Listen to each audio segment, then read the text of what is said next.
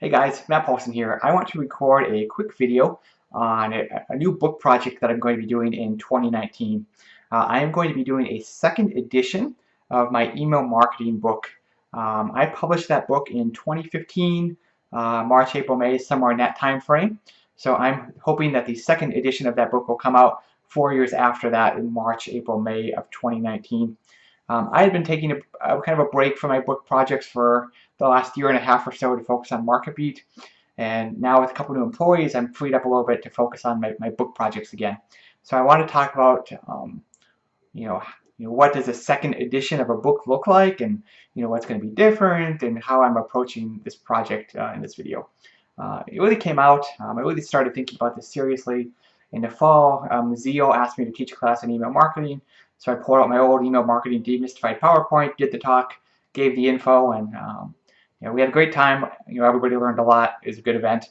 But one of the questions was, is this information still up to date? Because the book's 3.5 years old, and with technology, stuff moves quickly.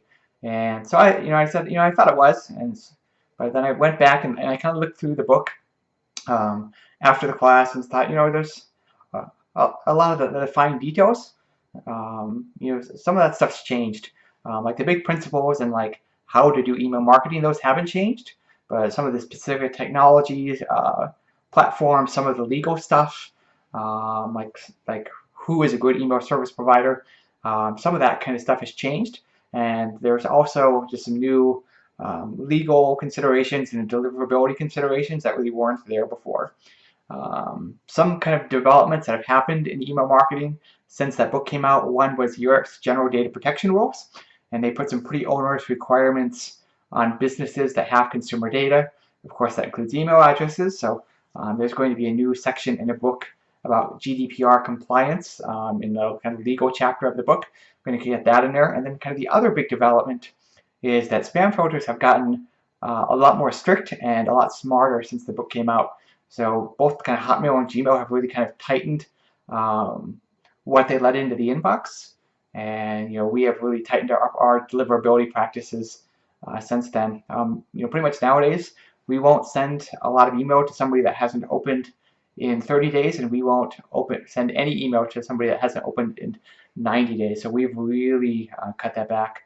When I wrote that book, I think we were sending people that haven't opened an email in a year. So to kind of stay in Google and Hotmail's good graces, we really cut that down, and we're just very careful about who we email and only send email to engaged people. So I'm going to talk about how the deliverability, staying in the inbox, staying out of the spam folder game, how that's kind of changed in the last 3 years as well. That'll be another big focus of the book.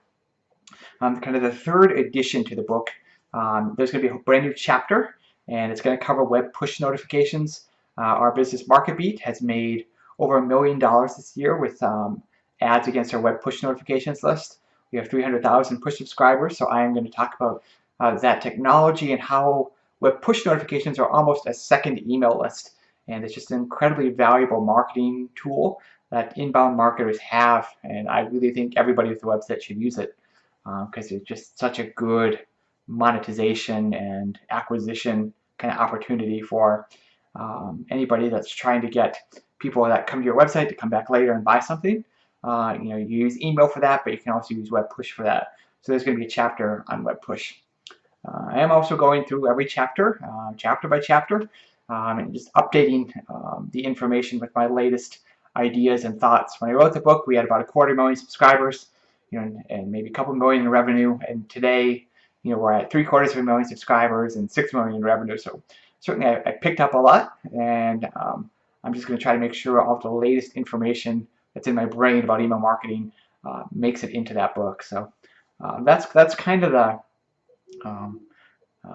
that's kind of the focus of the book. I just want to make sure everything's updated. 2, the GDPR stuff, 3, the deliverability stuff, and 4, push notifications. So we're going to have I'm targeting getting the manuscript kind of done into my editor by middle of January. Try to get all that stuff formatted in February, March, and then launch that sometime in March or April. This is probably some kind of big financial thing for me. I have never made a ton of money from my books, certainly not compared to MarketBeat, but I do think Email Marketing Demystified is kind of a special book in terms of that industry, because there are no really other books that are just kind of like the primer for email marketing.